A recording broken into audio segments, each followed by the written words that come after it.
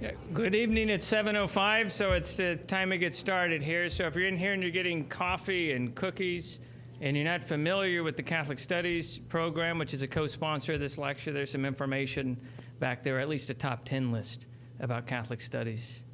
There's more than 10 good things about it, but we could only fit 10 on there.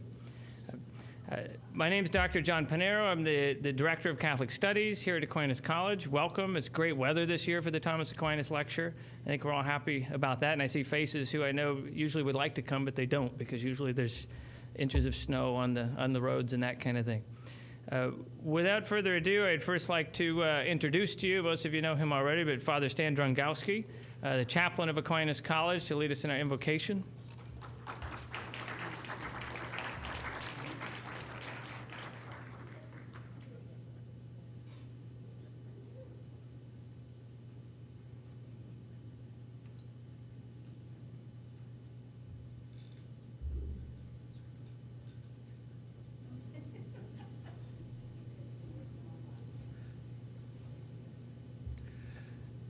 In the name of the Father, and of the Son, and of the Holy Spirit. Amen. Heavenly Father, source of all mercy, we give you thanks for your many great gifts. We give you thanks for the gift of reason and the gift of faith, which together we celebrate fulfill us as your children. As we reflect on who we are, we ask you to continue to guide us always. Stimulate our curiosity, guide our investigation, inspire our conversation, and bring us continually to your truth.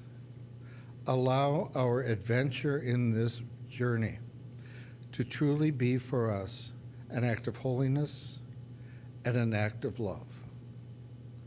We offer this prayer in the name of Jesus our Lord.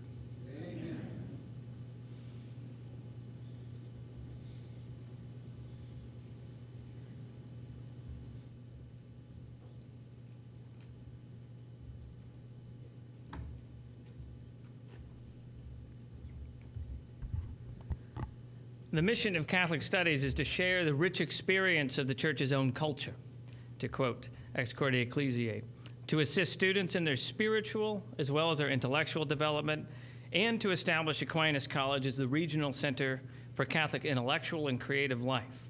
This speaker series was launched in 2009, and it helps fulfill that mission by offering 2 to 3 lectures per year by national and international Catholic figures and scholars.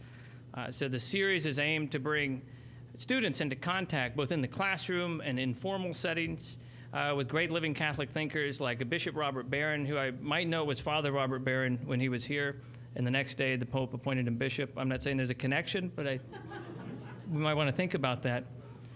Joseph Pierce, Eleanor Stump, and our inaugural speaker, Duncan Stroik, back in 2009. And so we've had a long list of speakers here who've come from all over the country, and I've always thought it would be great to have a president of Aquinas College give this talk. And so I'm happy these last several years to co-sponsor with Campus Ministry, who is responsible for the good food back there on the back table, to co-sponsor this lecture with them, the annual Thomas Aquinas Lecture. We do have a couple of upcoming events. I'll have a slide up afterward, but we have on February 23rd, the poet James Matthew Wilson, who is the protege of Dana Gioia, and he'll be here to talk about poetry and the Catholic imagination. And then Brother Guy Consolmagno, the director of the Vatican Observatory, will be here on March 15th at 7 p.m. But we'll put the information up on the screen when we're all finished here. Dr. Kevin Quinn is Aquinas College's 8th president. He became president in 2017 while I was on sabbatical suffering in Italy.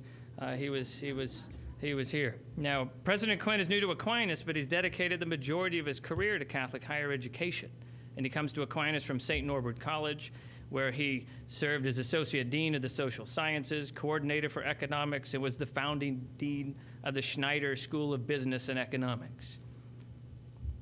President Quinn earned his BS in 1983 in Physics and Mathematics from Loyola University in Chicago, and holds an MBA in Marketing and Economics from the University of Illinois at Chicago, as well as a PhD in Energy and Environmental Economics from UIC.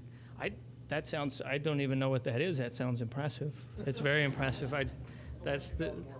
Okay.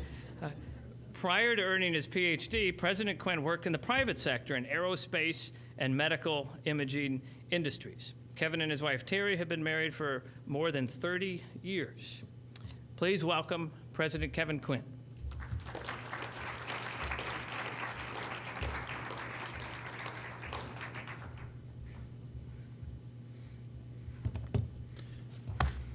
Good evening, folks. Can everyone hear me okay? All right. Yeah. Okay. You wouldn't even need this. Well, I just want to say thanks to John and the Catholic Studies group and to all of you for being here tonight. It is an incredible honor to give the annual St. Thomas Aquinas Lecture. And I understand this is the 26th annual Aquinas Lecture, is that right? That's something. And it's also really important that to me, that I get to participate in this week of celebration for our namesake. I'm going to start off by saying this is a pretty intimidating honor.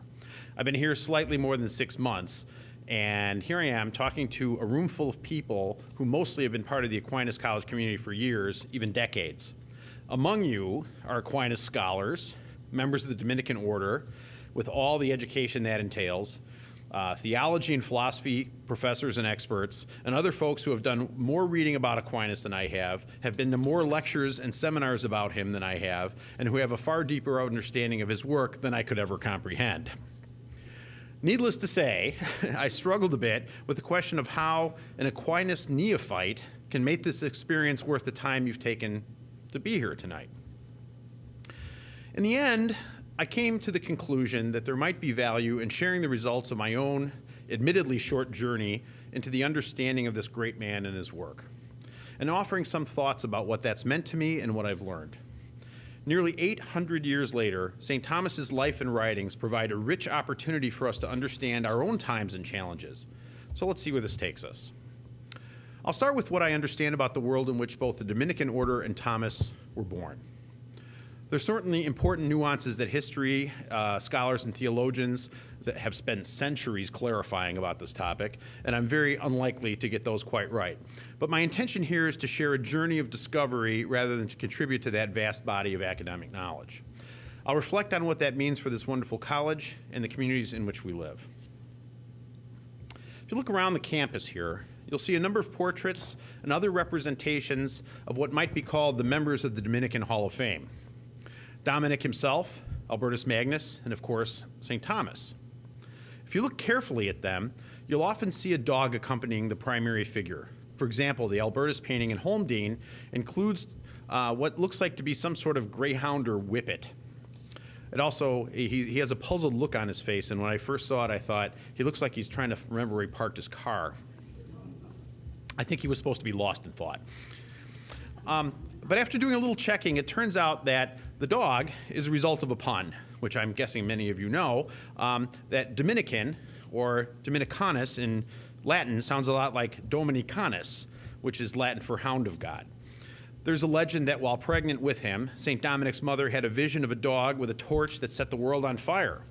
The dog was black and white, just as Dominic and his early followers wore as they preached the gospel all over the countryside. Putting the dogs in the picture is a lighthearted way to refer to this legend. However, I think that it is another explanation that is probably more accurate and more appealing. The Dominicans were founded to preach the gospel, but in an effort to fight heresy. Heresy was a very big deal to the church in the early part of the 13th century, the time when Dominic founded the order. Pope Innocent III had his hands full with a group called the Cathars in northern Italy and southern France, the pure ones, as they saw themselves. They are believed to have originated in the East, Persia or elsewhere in the Byzantine Empire, and they promoted a life of extreme austerity. Not only did they reject the good life and moral failings that they thought were overly present within the church leadership at the time, but they also believed in reincarnation, and that the God of the Old Testament was Lucifer himself, and that it was this evil God who created the flesh, while the good God of the New Testament created the spirit. Consequently, they did not acknowledge the sacrament of the Eucharist, nor did they engage in baptism by water, regarding both as exemplary of the flesh and the material world, and therefore evil. This did not sit well with the Catholic Church, whose dogma certainly didn't allow for two different gods or rejection of the sacraments. Even worse, these notions were perceived to have had foreign origins. The Church tried unsuccessfully to suppress this movement for more than 50 years, beginning in the mid-1100s, including with the first medieval Inquisition in 1184. In 1203, Dominic found himself in the south of France, which doesn't sound all that bad, but maybe back then it was not as much fun, implementing a program to convert the Cathars back to Orthodox Catholicism.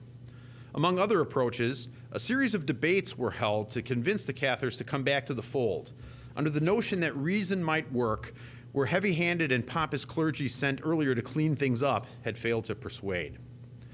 While the debates weren't terribly successful in that goal, Dominic recognized that a starting point in the discussion should be that the Cathars' values of sanctity and piety were of value. Like them, he rejected the carnal trappings and moral failings of the Church at the time, even as he staunchly defended the faith against theological heresy. He and his followers were God's hounds, not asking for much, but fiercely and doggedly loyal.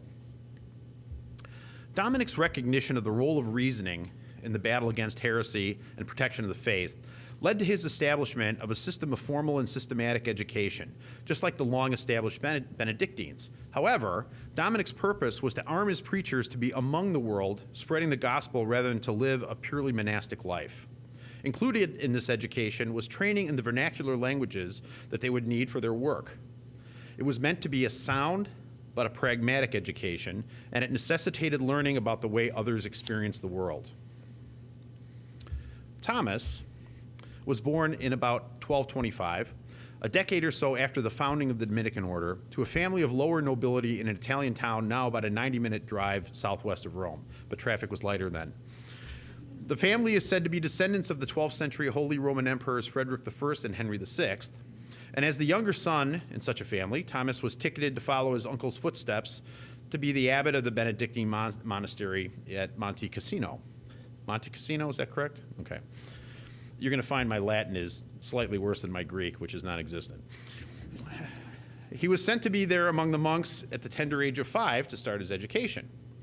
By the time that Thomas was 13, Henry VI's son Frederick II and Pope Gregory IX were engaged in a power struggle that escalated into military confrontation, and Gregory's calling Frederick the Antichrist.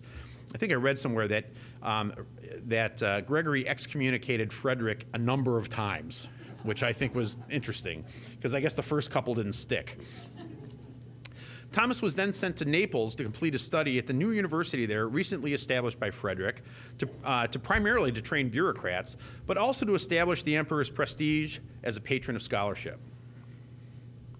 Frederick had a particular passion for natural science and had turned his court into a center of learning where Jewish, Islamic, and Christian cultures mixed. This is a little unusual for that time. While the early Christian Roman Empire was familiar with Greek culture and philosophy, the fall of the Western Empire led to a near disappearance of it among the Latin world by the 8th century, with notable exceptions in Ireland. Where's Robert? In Ireland, okay. We were keepers of the faith out there. And later in the reclaimed Moorish parts of Spain. However, it was events in the Byzantine capital of Constantinople in the late 12th and early 13th centuries that accelerated a rediscovery of these ancient writings in the West. During Dominic's lifetime, Constantinople, a thriving city of several 100,000 people, had become flush with the fabulous wealth and cultural diversity that comes with successful trade, and it was a center of art and intellectualism. Perhaps as many as 15 to 20% of the population were of foreign origins, but that diversity did not include those of the Latin persuasion, as nearly all Roman Catholics in the city were either slaughtered or forced to flee in 1184. This didn't do a lot for Roman-Byzantine relations, nor did the 1204 sacking of the city by papal forces. The resultant diasporas carried with them the knowledge of the work of the ancient Greeks, and in particular, Aristotle. Very soon thereafter, Aristotle became commonly taught at the major universities in Western Europe. Aristotle's natural philosophy was the basis for much of the advancement of empiricism and the scientific method in the Arab world, during a time when there was little such interest in the West. Such academic dalliance was at odds with the notion that God reveals himself in spiritual rather than material fashion, and therefore deemed not worthy of much Catholic intellectual attention. Not surprisingly, the foreign intellectual reliance upon reason rather than faith for belief was not received well by the Church, and this was particularly so in France. The Synod of Paris, which launched the condemnations of 1210 to 1277, specifically focused on rejecting Aristotelian thinking as heresy and banned its teaching under pain of excommunication. While that was among the more extreme reactions, much of the Church did regard Aristotle to be full of dangerous ideas threatening to the faith. Despite this concern, Arab advances in science, math, medicine, and astronomy were eventually embraced in the West, first in Spain and then elsewhere, frankly because they were so practical and they had value and there was truth. It was at the University of Naples, with the benefit of local Jewish and Islamic scholars translating ancient works from Arabic into Latin, that Thomas was first introduced to Aristotle and to the work of the 12th century Islamic scholar Averroes, I believe is how you say it. Is that correct? Averroes, thank you. I'm here to learn. Averroes, who was also known as the commentator, sought to reconcile Aristotle with Islamic teaching, and his translations played an important role in the rediscovery of Aristotle in the West. That effort was not particularly popular among Islamic scholars, however. In any event, it was in Naples that Thomas met John of St. Julian, a Dominican preacher sent there to recruit for the young Dominican order.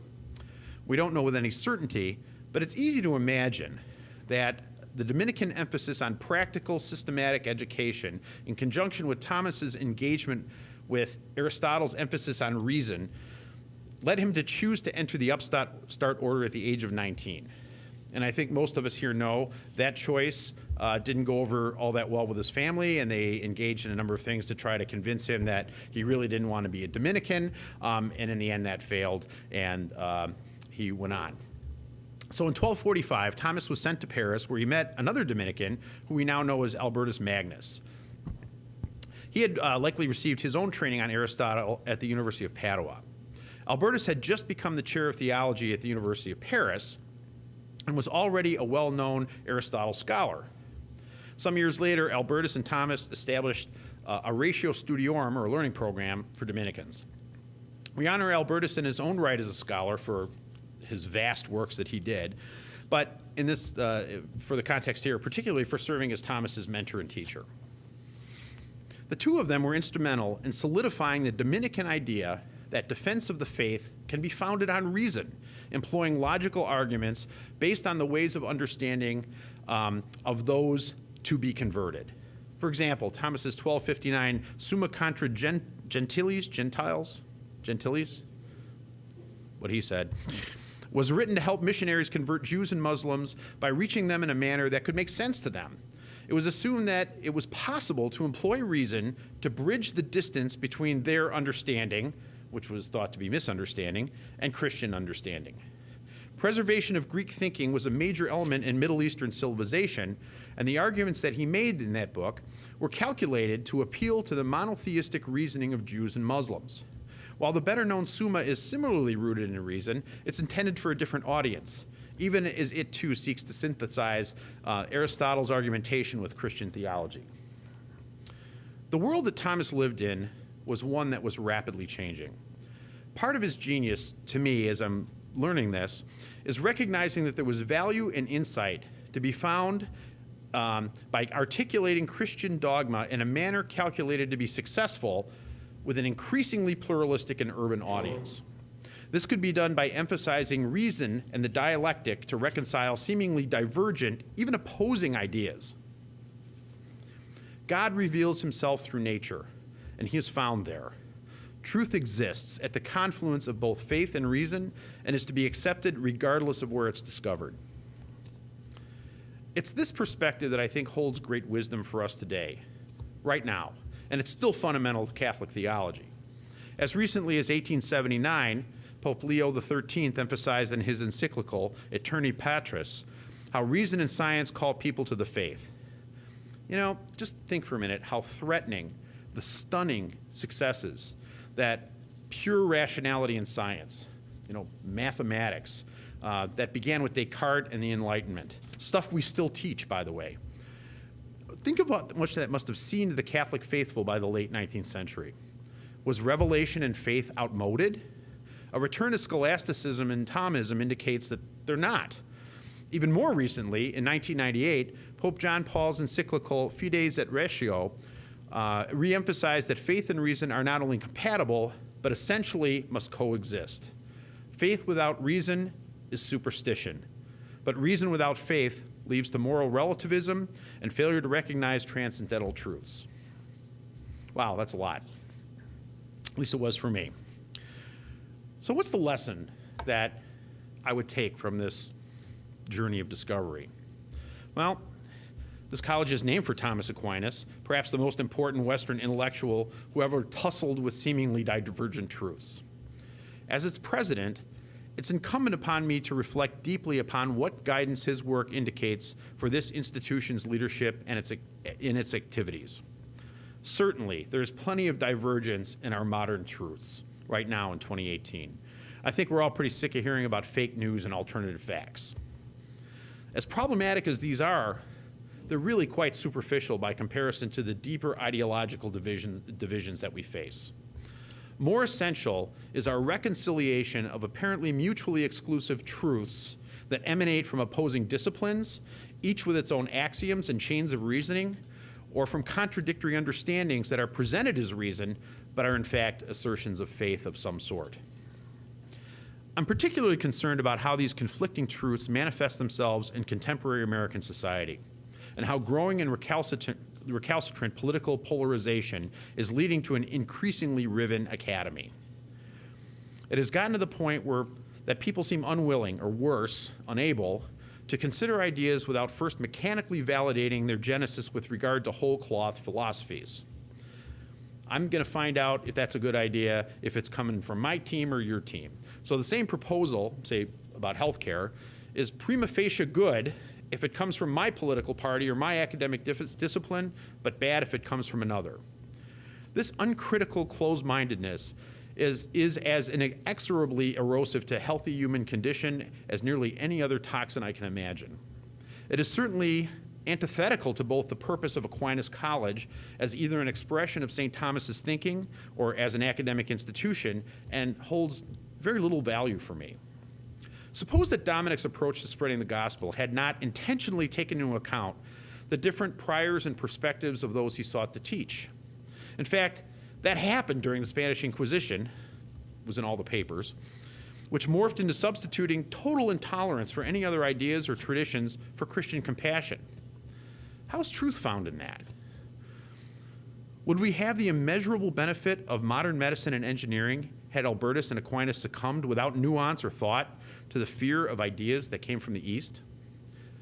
How would that have aided Catholic philosophy or theology in remaining relevant in the face of others embracing the methods of natural science? It's hard for us to imagine, I think, as modern Catholics, as modern citizens, what that dichotomy must have seemed like. And the idea that natural science would be taught by the clergy here in the way that it is remarkable, I think, in the historical perspective. But it was the right thing to do. I believe that the highest purpose of any Catholic college or university, especially one named Aquinas College, is to fully open minds to the possibility of discovering truth where it is found. While we embrace what we can learn via reason, from observation of the world in which we exist, from the various lenses of the myriad academic disciplines, we also recognize that these alone do not fully inform us. Science, without the humanity of ethical guidance, is incomplete. Similarly, we seek to be open to revelations that only faith can provide, but we must reconcile that revelation with other, more worldly ways of knowing. The existence of God and all that we know about Catholic theology does not depend upon Galileo's being wrong about geocentrism, just based on an uncritical or rigid reading of a couple of Psalms, or even his failure to steadfastly adhere to geocentrism. Indeed, a deeper understanding of the motions of the cosmos only serves to deepen our appreciation of the power of the prime mover. The reconciliation of conflicting truths apparently revealed to us via faith or various forms of reason, requires us to carefully and critically consider them, and not to deny differing perspectives and opinions, even threatening ones. It is precisely through our efforts to reconcile competing truths that we come to real understanding. This is why Aquinas College's mission statement is so powerful and why it means so much to me, and I hope it means this much to you. Think about it. It calls upon us to create an inclusive educational community rooted in the Dominican Catholic tradition and to provide a liberal arts education with a global perspective. Furthermore, it very specifically emphasizes career preparation focused on leadership and service to others, and to foster a commitment to lifelong learning dedicated to the pursuit of truth and the common good. That literally is our mission statement. The simple and wrong way to view this mission, and all those words I just read, is to regard it as a dog's breakfast of goals that are unrelated at best and mutually exclusive at worst. How can such impracticalities as participating in music groups or reading Shakespeare be reconciled with preparing for a career? Or how is it possible to be truly inclusive and Catholic? Yet a far savvier interpretation is that all of these objectives are synergistic and actually inform each other. A liberal education creates a holistic understanding of the human condition, which makes our graduates more insightful and useful in their professional lives. The Catholic Church is by definition a universal community, and by corollary must in fact be diverse and inclusive. When faced with a situation in which two of our institutional mission goals conflict, we do not jump to the conclusion that one of them is fully right and the other one is fully wrong. We recognize that this is because we have yet to appropriately understand how they interact with each other. The job before us, then, is not the identification and eradication of the wrong goal, but to recognize that both objectives can coexist if we work a little more to understand the deeper truth that each brings. Thus, we should not seek to shield ourselves, our students, or those in the communities we serve from uncomfortable ideas or perspectives.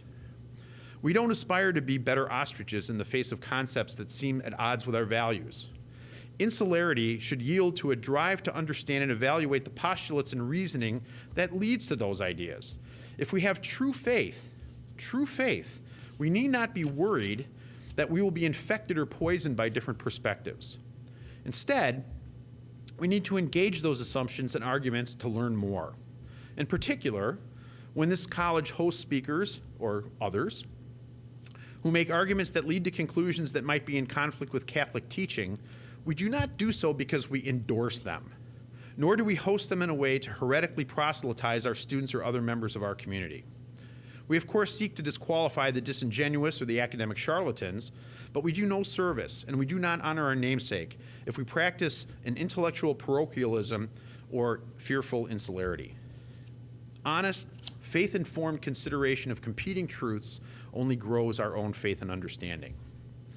Make no mistake, this can be hard. It is not easy to sit and force oneself to sit and listen to notions that seem orthogonal to the beliefs that we hold as core parts of our identity. And while the best offense is a well-reasoned argument informed by faith, there is a place for active protest of injustice. But knee-jerk lashing out, absent attempts to understand, debate, and reconcile competing truths, is not what we aim to teach or support. In parlance more familiar to this economist, I believe in the marketplace of ideas, and that care of feeding of this marketplace yields the best intellectual outcomes.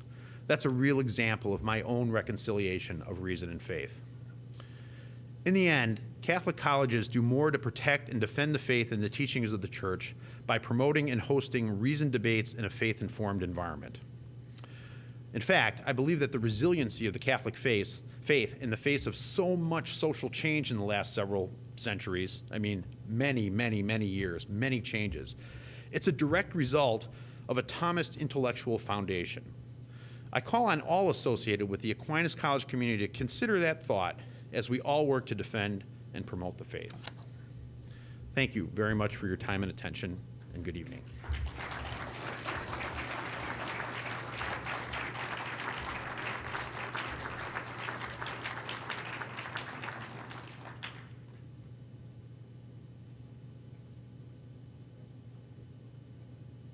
We usually do a few questions. If anybody would like some questions, we have some time for that.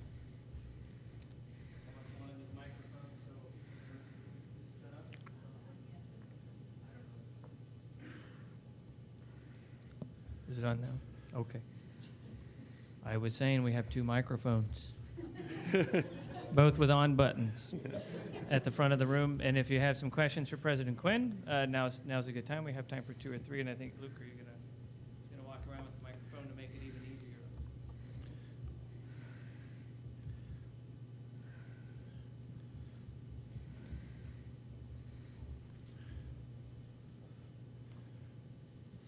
Thank you, Dr. Quinn. I so appreciate your invitation to dialogue and to learning, which is what higher education is all about, is about learning. So you've only been here 6 months, but you've been able to experience our students, our staff, our faculty, our donors, our board, our community around and about. Could you offer any musings about how we set the table here at Aquinas to have these conversations? Not fearful, not accusatory, not worried about a tight grasp, but let's talk to each other. Anything come up so far? Yes. First of all, let me say, I think we do a pretty good job of this, so I don't want to imply that we don't. I do think that we have to be wary of the outside world's attempt to put everybody and everything in a box. And, we're about to announce a commencement speaker. And, the process of that was informative because, boy, who can meet the standards that everybody will be happy and no one will be offended and still have somebody interesting? So while I think as colleges go, we do a pretty good job of that, I think we must be always on alert to promote that as a value because of who we're named after and because of the sponsoring religious order.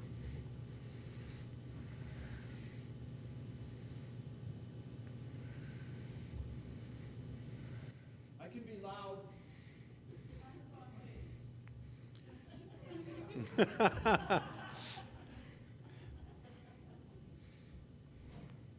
I liked your start when you were describing Thomas Aquinas's life and how it was. This community of scholars, which at the time was unusual. You have this bank where knowledge is. They hadn't done that. They didn't have banks of knowledge before. And you have this collection of scholars doing these things, different faiths, different backgrounds, a real mix. And I was wondering, is that the dream that the sisters had when they said, okay, we've got this little college thing going, let's get the guys and the gals in here. Okay, now, what if we got professors that weren't sisters or priests? And then, what if we got professors and students that weren't Catholic? And all these things were allowed. But did we ever get to that marketplace? Because my experience, I've been a professor for 20 years. My experience is we have developed chasms, we've developed factions. If we have an interesting math speaker, nobody shows up except math people. If we have an interesting history speaker, nobody shows up except for history people. And the intellectual curiosity that I think was at the heart, and it must have been almost a festive atmosphere of, look at all the learning that we were so serious about in those days. It must have been so heady. And I worry that we have come to a stage now where, unless it's required, we don't do it. What do you feel about that? I love that question. I really do. A couple of different pieces to pull apart there. First, I want to talk about the academy in general. The idea of the Renaissance person, the polymath, has largely disappeared. If you're going to be successful as an academic, instead of knowing something about everything, you have to know everything about nothing. That's how you get a PhD, as we all know, right?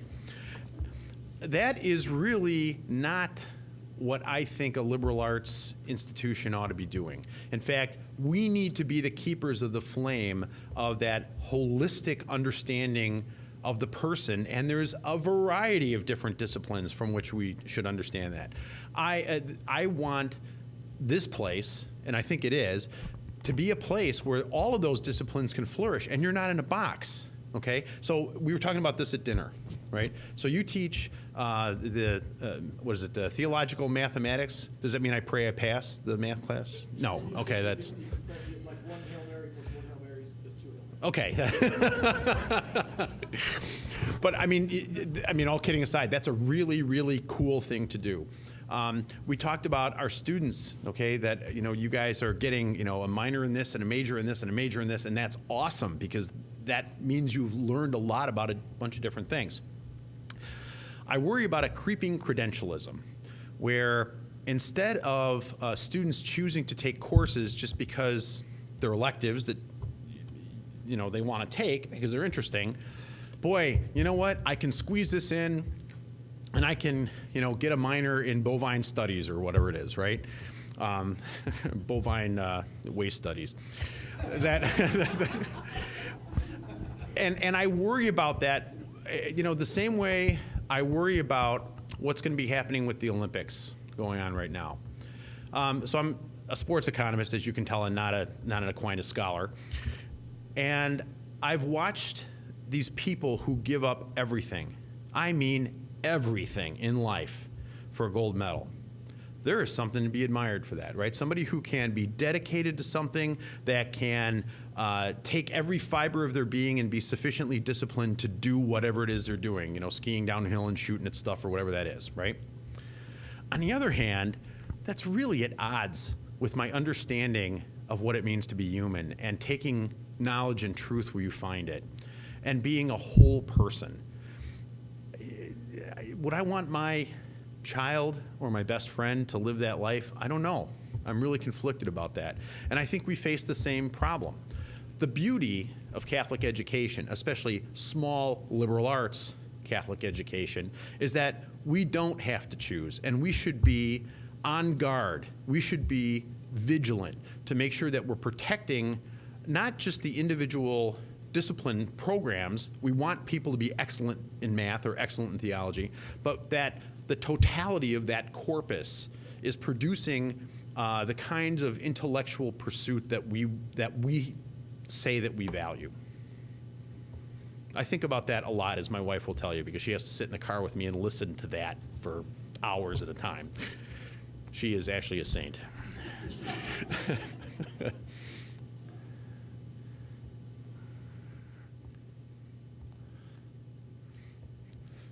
I'm in trouble. Don't worry, no Latin is involved in this question. That's good. So just wanted to get your thoughts. It seemed to kind of connect with some of the things you said about the University of Chicago principles that university articulated recently. My alma mater of Claremont McKenna adopted them recently as official policy as well. So I just wondered if you had any thoughts about them and how it connects to Aquinas College. Is this the trigger warning stuff? Yeah, basically. Yeah, okay. So I hope I get this right, but there has been a proper increasing concern. And by the way, this is a great example. Thank you for that. This is a perfect, exemplar of this. There has been appropriate increasing concern for the mental well-being of our students. And I mean, we know that more and more students are coming to us and they have backgrounds that would curl your hair. That, stuff that we didn't necessarily experience, or if we did, maybe we didn't make it to college. And especially increasing awareness of those who have been victimized by sexual assault or other heinous things of that nature. You can't pick up the newspaper, local or national, without hearing about that. And so there's been a movement in the last few years to warn students that they're about to hear ideas that are potentially disturbing, potentially very disturbing for them. So faculty have been encouraged to provide trigger warnings that this might trigger a serious negative psychological reaction. The University of Chicago, and I guess now Claremont McKenna, said there are no safe spaces on campus from ideas. There are no trigger warnings that we want to have. Suck it up, sunshine, is pretty much what they said. And that has created a tremendous debate in the academic leadership community. A couple of years ago, I was at a dean's meeting in Washington, D.C., and that's just as exciting as it sounds. And every year there's a survey of academic leaders, and they announce the results. It's inside higher education, which is just as exciting as it sounds to read. And one of the things they did was an informal survey of all the deans in the room. How many of you believe in safe spaces and trigger warnings? Indicating, ironically, this is a safe space and we won't tell anybody, which I pointed out to the guy later. Well, I saw him for the next 3 days because it snowed and we couldn't get out of Washington, D.C. Not one of them was supportive of that. Yet all of our institutions acquiesce to that, because the forces that are calling for that are so intensely powerful and not without reason or rationale. And so this is a great example of this. So how do we deal with that? I mean, we don't want to just protect our students from ideas that might be challenging to their prior points of view, because then what's the point of bringing them here? On the other hand, we do have to be sensitive to folks who are in particular circumstances. So that's a great way of saying I don't know the answer to that, other than we shouldn't ignore it. We shouldn't sweep it away. We should continue to talk about that. And I would hope that the way that we talk about that is not in such emotionally charged language as that you can't possibly understand somebody who's been through that, or you have to suck it up, sunshine. There's got to be something in the middle there that makes more sense.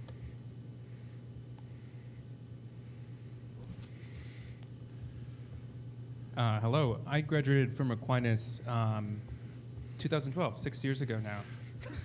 And so what you said about having opposing ideas, I liked that. That was my experience here. Grew up in a very rural, small town, Michigan, cradle Catholic. I was exposed to ideas that I'd never heard before. Had to have relationships with people who we disagreed with on very fundamental things. And it made me a better person because of it. But I was able to do that because, like I'm looking at the pillars here, I was rooted in a Catholic study in the theology department, in a real Catholic community I was able to find here, and in a sacramental life, partially from campus ministry, but also partially from St. Thomas across the road. And in order to engage the ideas that were fundamentally different than mine, I had to be rooted in my own Catholic identity. So I'm wondering what efforts are being made currently and what you see going on in the future for strengthening this Catholic identity so that we can bring in other ideas but still remain rooted. Well, one of the most important things that we have done in recent years to strengthen the opportunity for those experiences is right there, Father Stan, who knows Latin better than I do. Because, we didn't have a Catholic chaplain here. We didn't have a Dominican chaplain here. I mean, it just blows my mind. And the fact that we now have somebody and we have the right person, I'm not saying that to embarrass you, but it's the right person to provide those kinds of opportunities and understands that. I mean, imagine, I think most everyone here knows Father Stan. Imagine if Father Stan were absolutely dogmatic about every single thing that was happening here. Would that really provide the right kind of environment for people to understand their faith? I don't think so. So that's the first thing. We can do more. We can do a lot more, I think. One of the things that I really would like to see us have, and this is a matter for the faculty to decide, but I would love to see a requirement that every single student who graduates from here has to have passed some sort of a course on Thomas Aquinas and his teachings, so that they would be able to give a talk like I just gave without having to refer to Wikipedia quite as much as I did in the last day or so. But I think that's something we could do. But apart from that, I generally think we do a pretty good job of providing opportunities, places, tribes, as it were, on campus for people who are looking to spread that faith. Campus ministry, Robert's group, I think, do a phenomenal job with not nearly enough resources in making that happen. But it's more than that. I mean, we have a pretty good core of faculty who maybe are in other areas, but they diligently pay attention to this. John, for example, in the Catholic studies area. But in general, I think the most important way that we can do this is through the window of the Catholic intellectual tradition. And Aquinas is the guy, and we're named after him. So that's the part where I feel like we're lacking, maybe.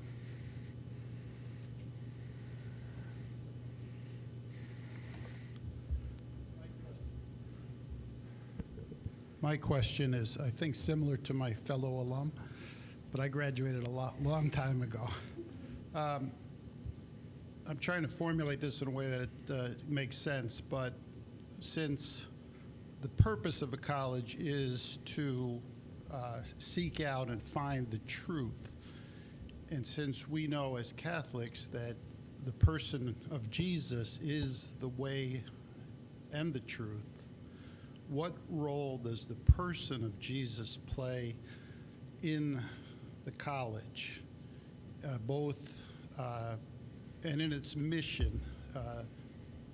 Is there a mission incorporated in the college to bring people to the person of Christ and to meet him, since he is the truth?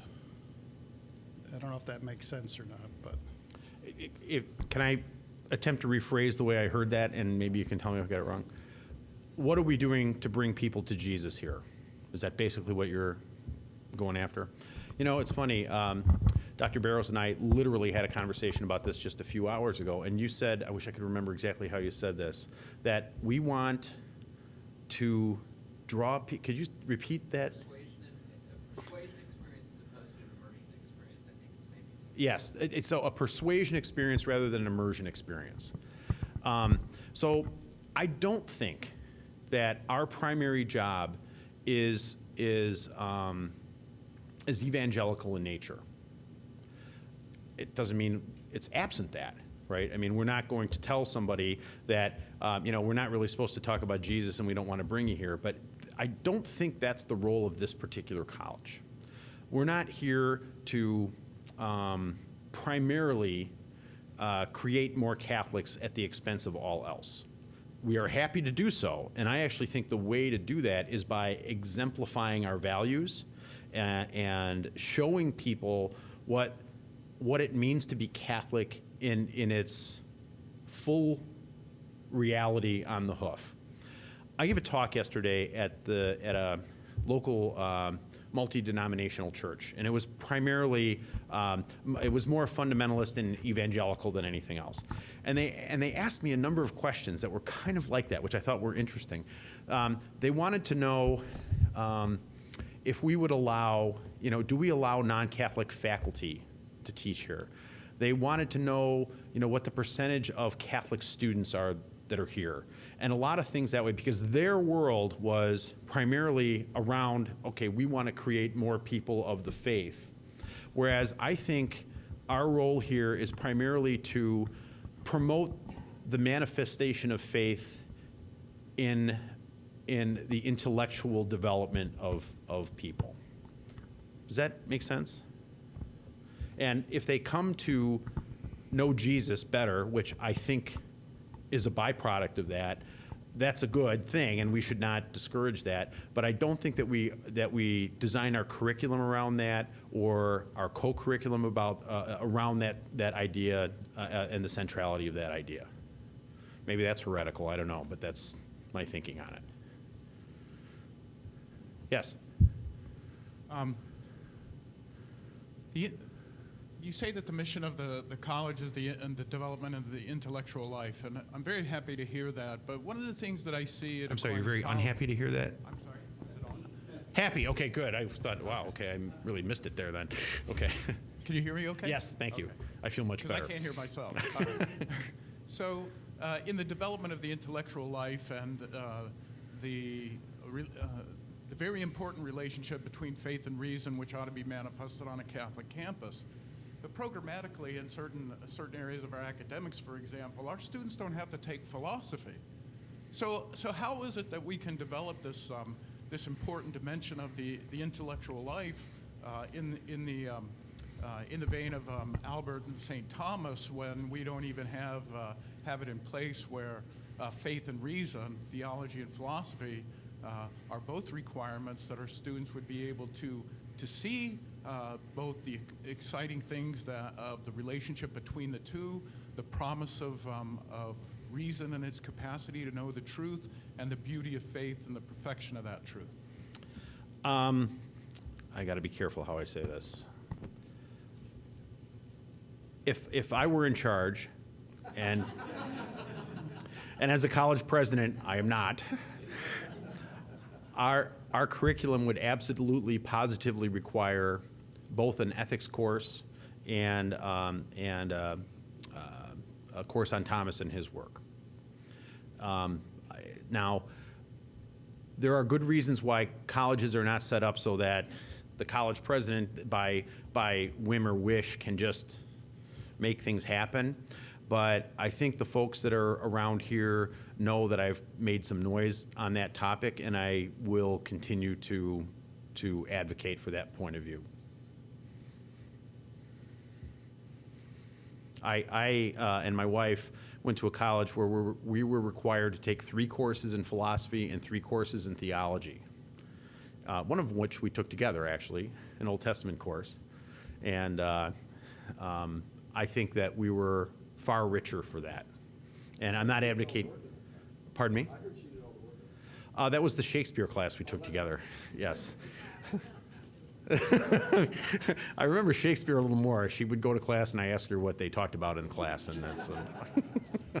Last question. We all have different ways of learning. Okay. Let me thank you, Dr. Quinn, for Yes. your presentation. To get back to safe spaces and trigger warnings, as outside of academia, my own opinion, and I will say I found that many of my professor friends have shared this, is that those things have been constructed more as instruments for censorship than for probably any other reason. But I take it from your comments that you give them more substance.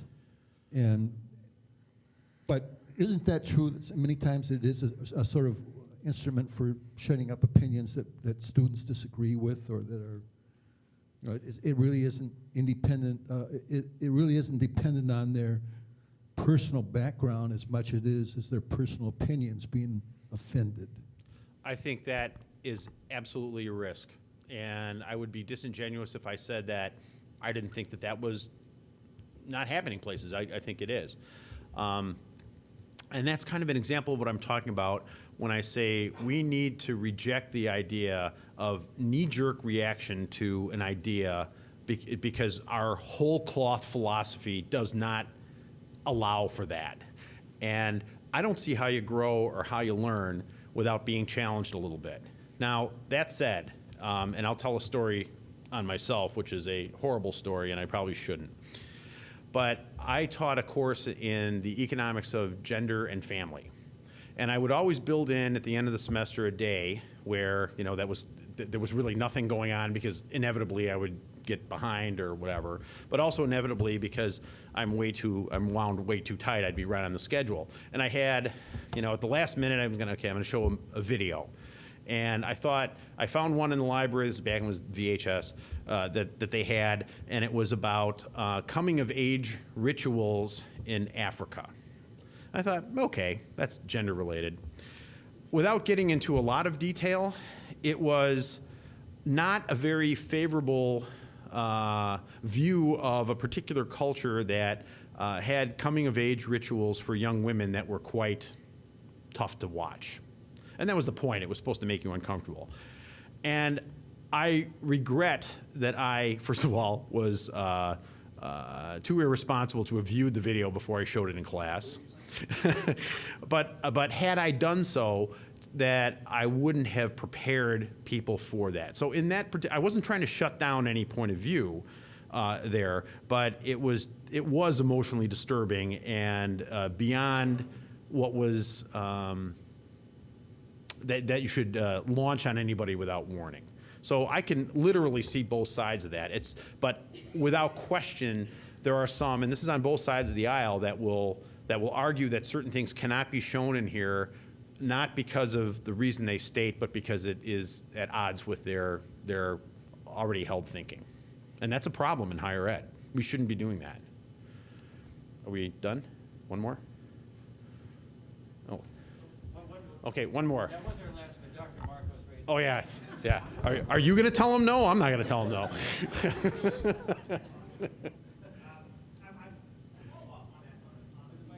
Question. Hell, I don't.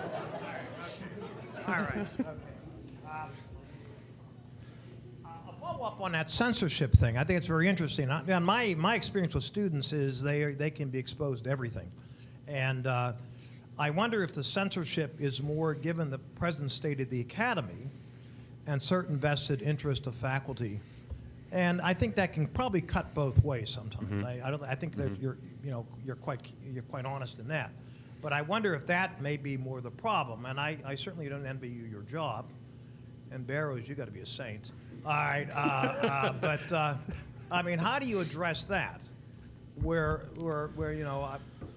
if there's disagreement upon a particular issue, or oftentimes a disagreement upon church teaching, that kind of thing is poo-pooed and put down, et cetera. I think that's a difficult question. And as you said, you're not in charge of curriculum. You can't herd very well the cattle here. So I don't know what you do. I don't have an answer, but I know what the problem is, and I think that's part of the problem. I But agree. students aren't the problem. All right, students are not the agree. problem in the classrooms.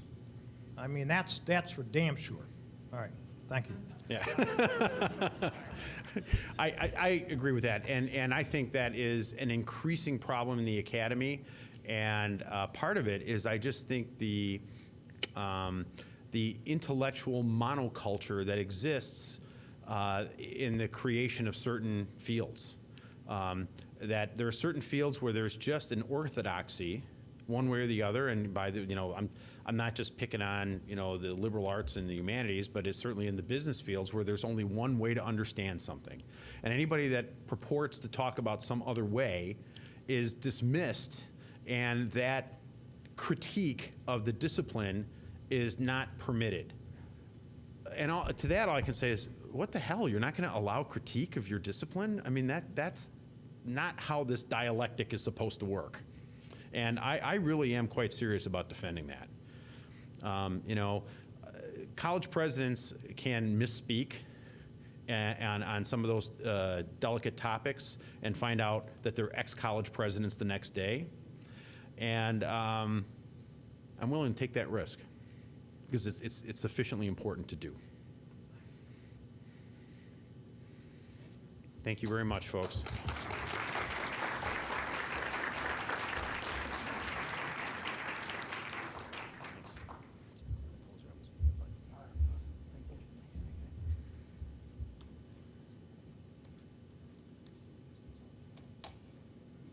Can you do that? Okay. So thank you very much for coming to the annual Thomas Aquinas lecture. Thank you very much, President Quinn. And actually learned a lot about Thomas Aquinas there, so I appreciate it. And we have this Fun Joe program here at Aquinas College where students and faculty can go to the south of France for 3 weeks and walk in the footsteps of St. Dominic. And I've done that, and I know there's maybe some other folks in this room who've done that. That's a great opportunity we have here. Could you just show the one slide? So as you're exiting, if you want to get some more to eat, because otherwise I'm going to take it home. So, if there's cookies, coffee back there, information on Catholic studies. Thank you very much. And here's our upcoming events here if you want to jot those down on your way out or put them in your Google Calendar. Thank you.